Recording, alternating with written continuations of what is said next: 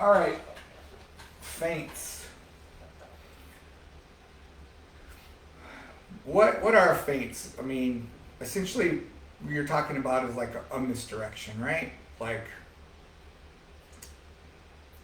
you're trying to trick someone into thinking that you're going one way or going to hit one target, and it's a feint. It's a fake. You're actually going to go somewhere else, right? Basically, at the bottom line, that's what it is. It's a trick. Um, so there are many ways to do this. There's footwork feints. There's body feints. There's there's sword feints. Fakes. I'm gonna say fakes. Sword fakes, right? You know, like I said, body motion fakes. And I will tell you that kind of the most successful, in my personal opinion, are the ones where you kind of tie pieces of all of that together. Where you tie footwork, body, sword, all of it together to make a very convincing fake. Why? Because if you think about a shot, a good shot anyway, a good shot involves footwork and body movement and sword movement, right? So if we're gonna fake a good shot, then it needs to look real, all the way up until it's not. And another thing about feints is the very best ones are just shots that didn't happen, right? If you think about it that way, like it's a shot, didn't happen, it went somewhere else, right? No matter at what point you cut it off and do something else, the fact that you could have followed through implies a real threat, right? That's what we're looking for, okay? Cool. So let's get started on that. We're gonna raise this camera up a little bit so you can see. Can't have a person in here right now outside of my family, and the Heart of the Nation doesn't let me. She doesn't let me fake on her or hit her with sticks to practice to show you guys. So Nope. I'll let you this once. No, it's okay, baby. All right. That's it. You guys heard it. You guys heard it. She wasn't gonna let me hit her with sticks, but then we might get reported. So, okay. If you think about it, right? If you think about, I want someone to commit an action with my feint, right? But I told you they're like shots that didn't happen. So one of the first effective things you can do, just as an example, is I'll move my body off to the left with my foot, right? So this foot steps slightly left, okay? I will also change levels, right? I'm gonna come down. So I'm already using what? Footwork and a level change, okay?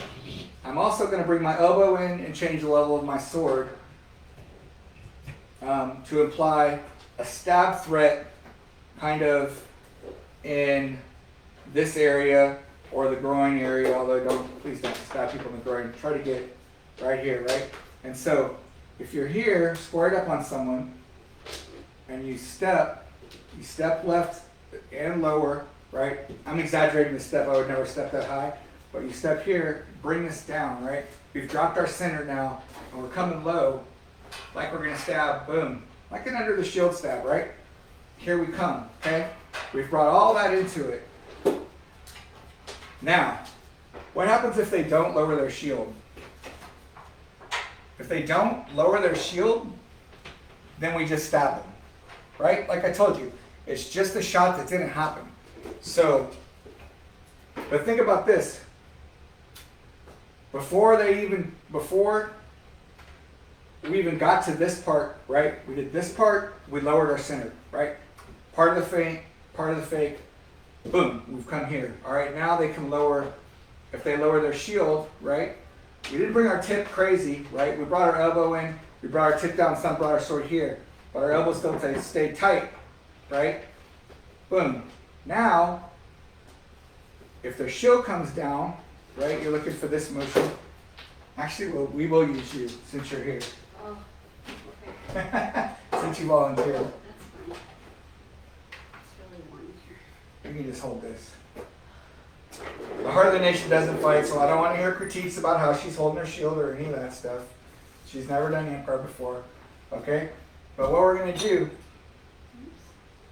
do is if we step this way, right, we step to the left, we bring our sword over here into this space, under her shield, what do you think her logical reaction is going to be? So yes, exactly that, right? Again, she doesn't know anything about fighting, but she knows I want to block getting stabbed, right? Well, as soon as you see this, that's where you can bring this back up and come around over the top, right? Oh! Oh! Okay? But again, we stepped, we rolled our elbow, implied this threat. Somewhere in here, we might not even make it all the way down here, and that's the good point. This isn't going to end up all the way down there more than likely.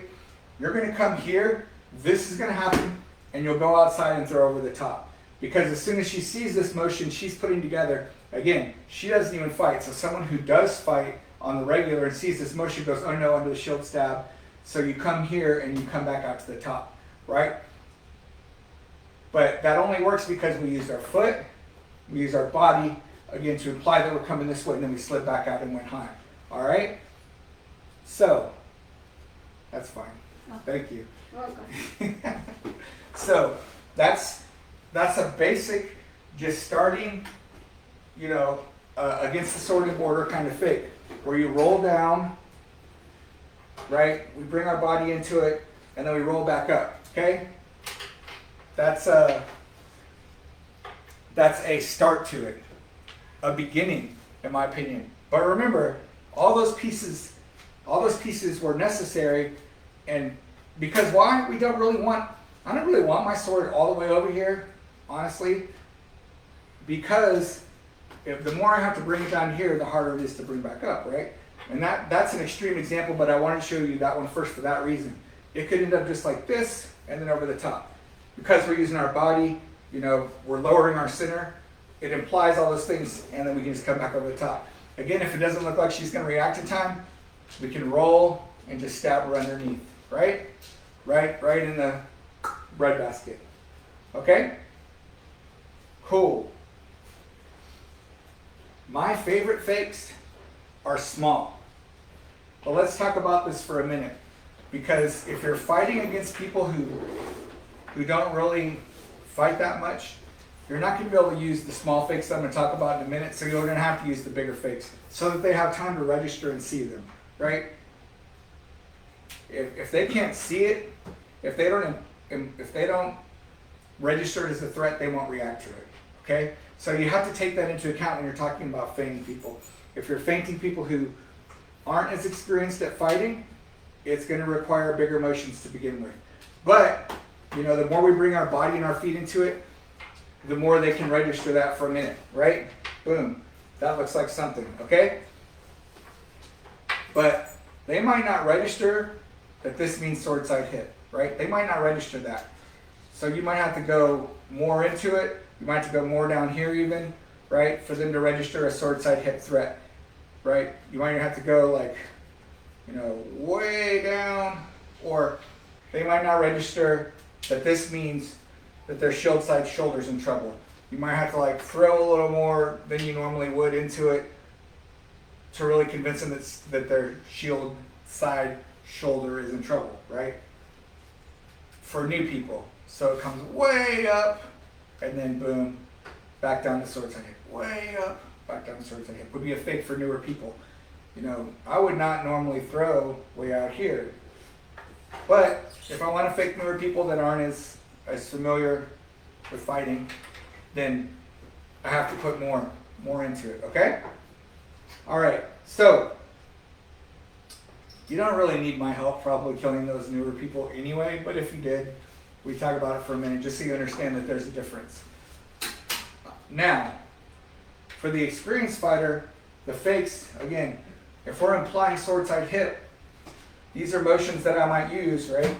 That are going to imply sword side hip. But look, my elbow tucks, this part dips because look, that's what my sword side hip looks like. I'll roll through into that. My sword side hip has my elbow come in, and then I swing back out, right? So they know what this means. But because of that, and I only do this much, my reaction to come back to shield side shoulder is much smaller, right? We need to optimize. This is the point of this. We want to take space out of our feints as well, just to give it the threat that someone can register. And from here to here is not that much time, right? So if they, again, if they don't react to this, right, then I can finish that sword side hip. Here to here is not much time. So they need to react as I'm here. If they don't, this is your decision point. I almost fell out of my chair. Sorry. You almost fell out of your chair? Yeah. Don't do that. Sorry. This is your decision point, right? This spot right here is your decision point. If they don't react, we can finish. If they do react, we can go board side shoulder. If they do react, we can go board side hip, right? And what you're looking for is small, right? We'll talk about sword and board, but anything that gets their defense to move, right? What you're looking for, if you're threatening sword side hip, is for their shield to do this. That's it. Just that. Okay? You're not looking for, no one good is going to give you that. No one good is going to do that. This is not going to happen. It's unrealistic for you to expect that someone good will bite your fake so hard that they'll put their shield all the way over there. Like, it's not going to happen. And so, as you go into your fake here, right, you're hoping for their board to do this. If it does that, then you can step out and go over. Okay? So this motion right here, combined with this movement, or this movement, right, whatever movement that you use to get the sword side hip, because I like to use a right foot step to close, and this kind of twitch right here, boom, right, I'm here, boom. Right, that's a good looking sword side hip for me, right? But if they react to it, then I can go shield side shoulder. Easy, right? Boom, boom, over the top. All right? So that's the second piece. It's small, right? We try to keep our sword in this space right here. Because if we make these big, ginormous, like this is an old school flick that a lot of people use, it still works, right? But if I come down here, and I'm going to come all the way back and go over, like, that takes a long period of time, right? So, an optimal way to do that, again, is kind of here, where you're just starting to do it, or here. Like, look, I'm going under, but then pop right back out, right? Before you don't have to commit to going crazy with it and crossing all the way under, right? Okay. While we're in this particular space and working on these particular fakes, let's talk for a minute about the second fake is better than the first one. And what do I mean about that? What I mean by that is, if I come here, and we'll stay with sword side hip, right? And I fake sword side hip, right? I go low, fake sword side hip, here. My elbow comes in, right? I'm implying that I'm going to go sword side hip, bam, right? This footwork maybe, bam. Okay? But that reaction is some, but not enough that I feel comfortable, right? What I might do then, put in a little bit more and raise up. But look at throughout this whole series, my sword doesn't move that much, right? So I come here, my body comes down, I'm implying the sword side hip threat. I raise up like I'm going to go high, okay? Now here's the funny thing. We now executed a second fake, okay? While they might react relatively appropriately a lot of times to the first fake, the second fake's going to get them. Why? Because in their mind, regardless of how appropriately they reacted generally, unless they're very, very, very disciplined, they're thinking, oh crap, I got faked, I'm in big trouble, right? So you come here and throw that first fake, they do just a tiny dip to block sword side hip, not even that much. Not even what you're looking for, just a little bit, and you don't think you're going to get it, right? So then you go high. Now the high one, generally speaking, and it's not a universal rule, but it's a good rule, the high one, they'll overreact. Because they're like, oh crap, I got faked, so they'll be like, dip, oh! When they see you coming high, it's like, oh, I'm definitely going to get this, or oh, I'm in trouble, right? So they overreact, and then you catch them. So you're looking for that, right? So I come here, boom, I'm faking sword side hip. I step to go high, right? Again, my sword doesn't move a ton. Moves here, moves here. Now their board comes way out of control, right? Way high, and boom, I finish. Right, back to sword side hip. So you've gone low, high, back to low is where the finish is. Because that second fake, they'll overreact to that fake, okay? That's a very important key to remember, especially as you advance in levels and you're fighting better fighters. You know, the second one for faking is generally the better one, right? It'll just generally get them in a much better situation, okay? Questions about that real quick before we move on. Talk about some other fates and some other setups. I want to make sure I give you guys time for questions.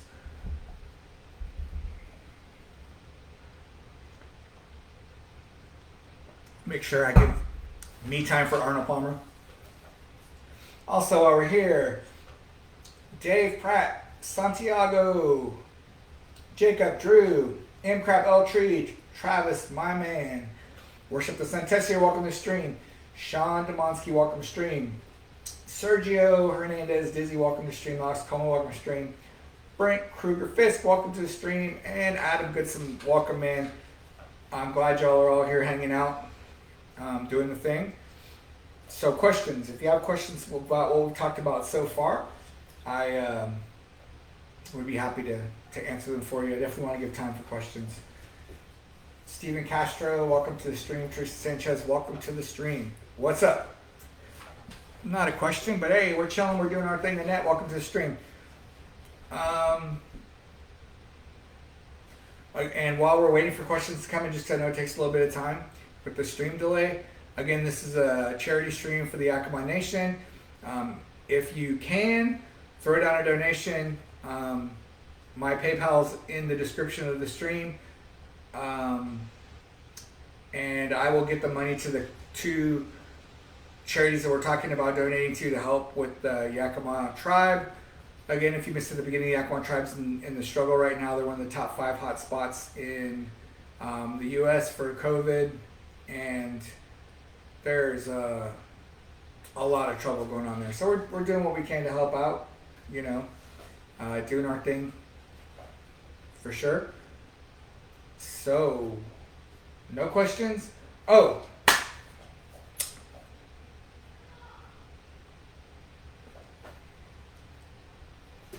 It's time for a new OGN shirt. I feel like it is time for a new OGN shirt. Alright? And I'm going to kind of throw it out to you guys that are here, and I might throw a post up later.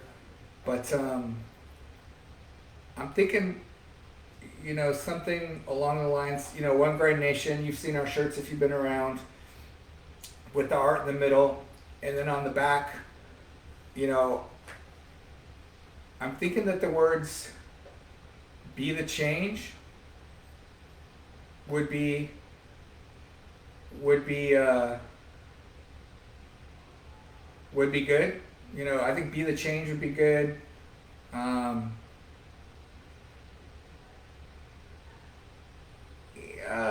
There's others I kind of have in mind, but I want your guys' thoughts on "Be the Change" before I think about something else.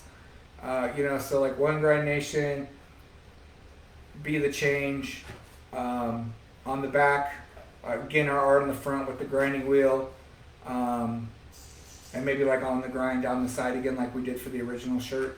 Something along those lines. What do you guys think about that? Thanks for doing this. What is the best feint someone has ever thrown on you? That's a good question. I'm trying to think of the best one that's been thrown on me.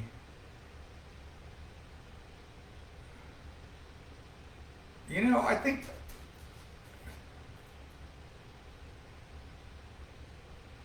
Harry's like topside kind of fake where he moves to the left. Like, think about this. We kind of covered these principles. So how do feints change versus a lefty? We'll talk about that in 1 second. Okay, so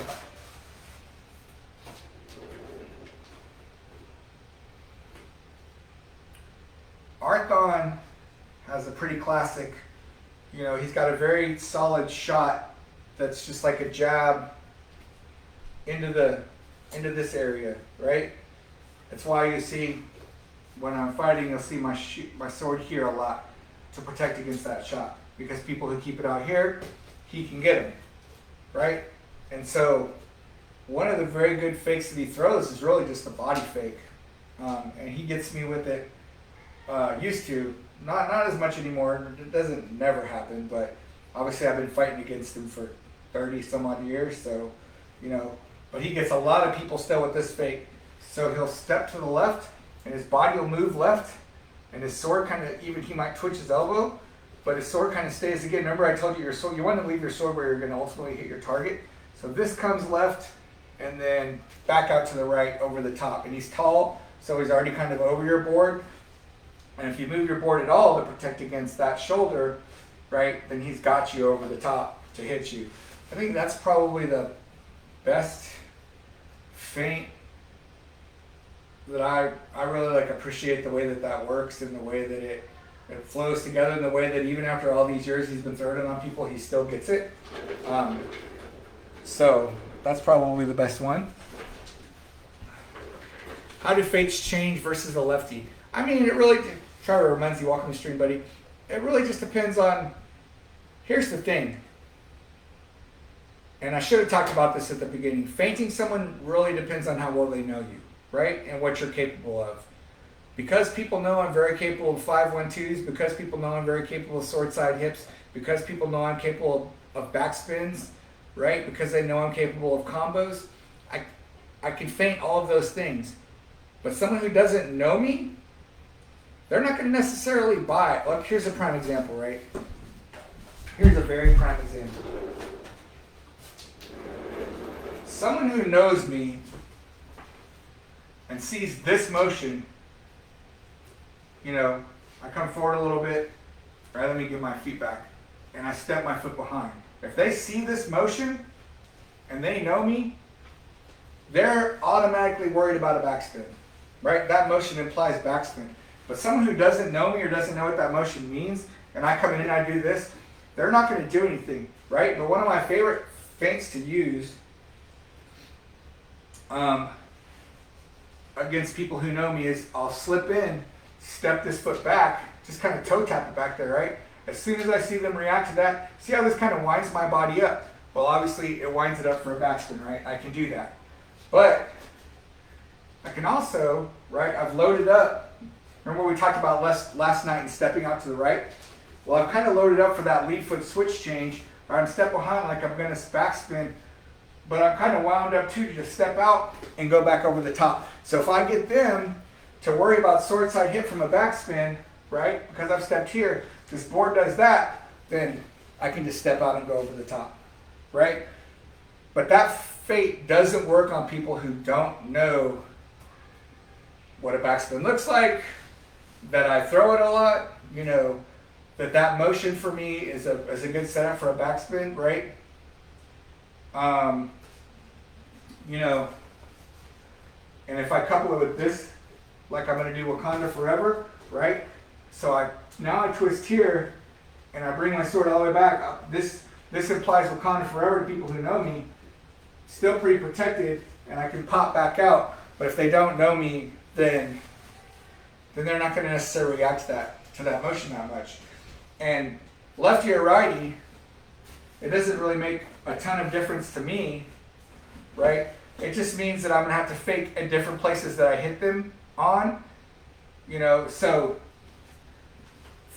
an under shield stab would obviously change, right? So I can't fake over here because I'm stabbing literally right into their shield. But if I fake here, right, so I'd step here, get that same kind of motion, right? If their shield lowers, then I would step forward with my left foot. I could come over the top. Realistically, what I like to do a lot more, again, talking about double fakes, is I would step here, come low, step in like I'm going to go high. When that board comes high, then I would hit into that sword side hip or into that shoulder, right? But it really just depends I don't know that lefty righty matters as much as just what you're capable of throwing and what they know you're capable of throwing. Again, fighting people who have some idea of what they're doing when they're fighting, right? If you're fighting new people, I don't think, one, you probably don't need to feint that much if you're good, and two, they'll kind of buy anything. It just needs to be a little bit bigger. Cool. Joel, welcome to the stream. Josh, welcome to the stream. Appreciate y'all stopping by. Okay, let's get into another sequence because we talked a lot about sword side hip, right? So we're talking a lot about faking low to high, and then I know we did a double, right? A good fake setup, again with this optimization of motion in mind, right? Our fake can't be so extreme that like the motion after we throw takes so long that they can recover, right? It can't be that huge motion. It has to be quick, right? So this is right along those lines. We're gonna want to fake for a pocket stab, right? And again, we'll kind of roll left for a misdirection, and we cock our elbow back, so we're protecting it. We're not going to come up here because we expose way too much, right? So we come here, right? We come into this space like we're going to throw into that pocket stab, right? And again, if they don't move to block it, we can just finish the pocket stab, okay? But if they move their board over here, right? Come here, boom. What do we have? Again, right? We've done this with our sword here. So the finish, we step out and come around, right? We don't have to unwind what we've done for our finish in this situation. Here, step out here, right? It's a slight bit of unwinding, but not a ton of unwinding. So you can roll left, you can even roll right, right? It's just about how you want to finish, right? With that pocket stab fake. Push it. I like left better because it gives me that right closing step, boom, over the top. When does this get better? Again, following that principle, the second fake is a really good one. I come here, fake that, step here, and what does our sword side hip look like, right? Again, right, we can just finish there. So now we've gone high to low, right? So we've gone here, they react a little bit. Here, we might get an overreaction, and we finish, right, in that space. But our sword has gone here, here, and here, right? Those are the spaces that our sword has moved. So we're not everywhere with our sword to fake things. Obviously, this backspin example is a little different, right? Because our sword goes over here. That's an extreme one. But the tight ones, right, here, or here, or here, right? Even that's a lot, right? Here, right, where you, right?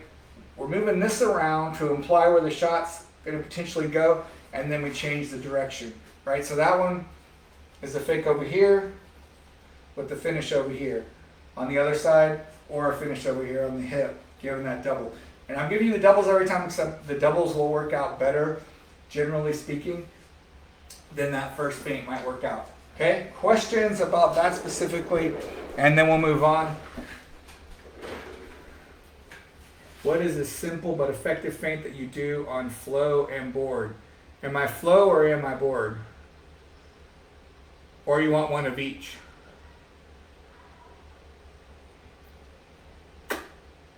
I will let you answer that.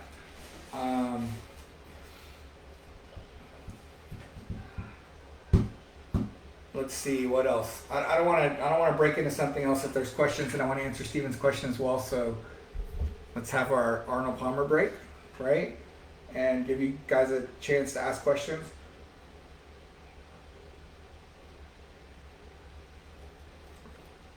Little review for those who got here, and we'll review at the end too. But a feint to me is a shot that didn't happen.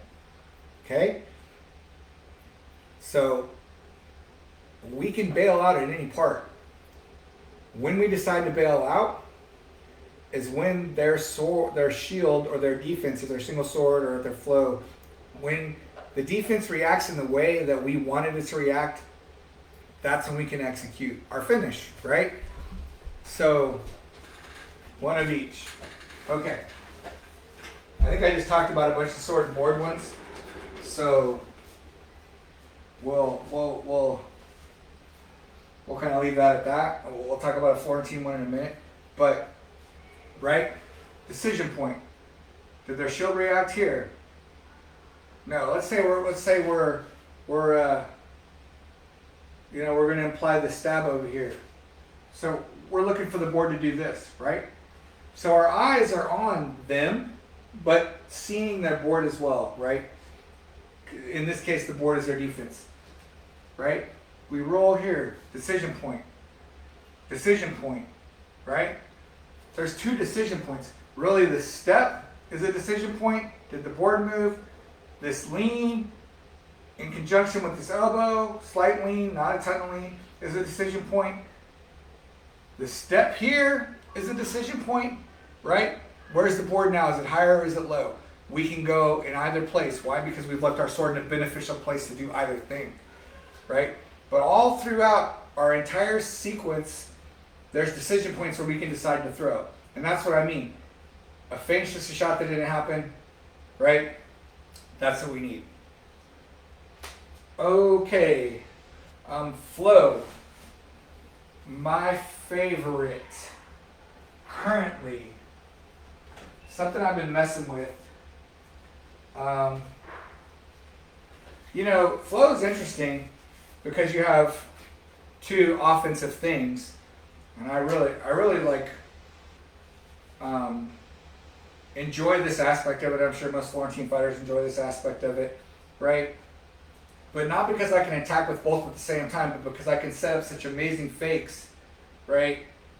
And just kind of completely juke someone out and make a kill, like dook, just simple, right? Boop. So I've been doing a lot of right. If anyone knows about the one love or the shuriken to backspin, I've been doing a lot of just the opener for that, right? As a shot from here into this space right here, right? And so Florentine, I started doing that same thing, right? And people will pull their stuff back, right, to try to block it.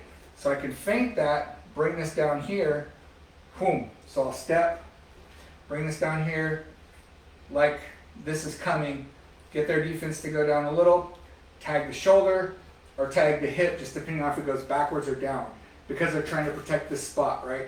So I can come here with this motion here, right? It's a dip of my elbow, kind of a lowering of the sword, and then boom, the finish out here, or boom, the finish over here.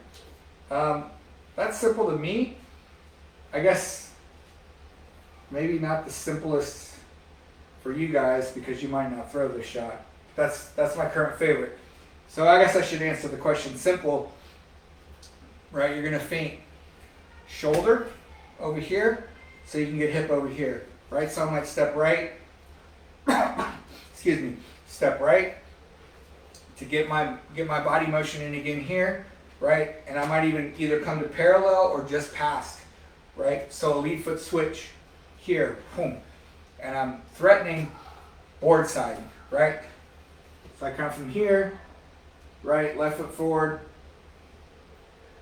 threaten here, okay, to get them to react with that board, and then I'll step out and hit that hip. So I'm kind of going back and forth on the motion to get their board to move. Yeah, that's a basic Florentine fake, but fake board side, hit, right? Another one here, if you're fighting another Florentiner, dip for the stab. When they counter for the block, you can chop into their block, right? Good, pow, right? Into that arm. Is something you can do as well. I tend to be very dodge-oriented as a Florentine fighter, meaning that I'll keep good spacing and shut my door. I'll keep good spacing and look for counters off of my good spacing instead of trying to do a lot of block strike. So there we go, one of each. All right. Questions so far. This is kind of the basics of fainting for me. You know, I've told you before, I don't believe in advanced, like, I don't believe there's some Jedi secret that you need to learn, right, to be a good fighter. I just think you take these basic principles and get better and better at them, and that's where you become good. Becoming excellent at something is becoming excellent at the basics, right? You know the rules, you can follow the rules, and then you know when to bend them, when to break them, right? Because you don't know that in the beginning. Yeah, for sure, Steven. Those should work for you. If you want to try, if you want to try the One Love setup into all kinds of cool things, there's a whole offense you can build off of that. I was thinking about doing a video on that One Love setup into like I said, like a whole offense really. Because if you think about, a lot of offenses start high and go low, right? Threats are implied high, jabs generally go high, okay? If you think about when you're fighting someone in general, it's not a universal truth, but it's a common truth, right? I'll answer that question in 1 second, Travis. Right? Think about the most times you fight someone, their fakes, their movement, their stuff goes high, and then maybe they'll throw low at hip. You know, sometimes their stuff goes low and goes to high, but a lot of times it starts high. And even when you're talking about it goes sword side hip, and so this kind of motion where you're coming from the opposite side and looking for this piece of an arm, it's kind of different for people. And so the setups for it and where it leaves you as far as doing things, it's kind of different. And so it's interesting. It gives you a lot of space to play with things. So what is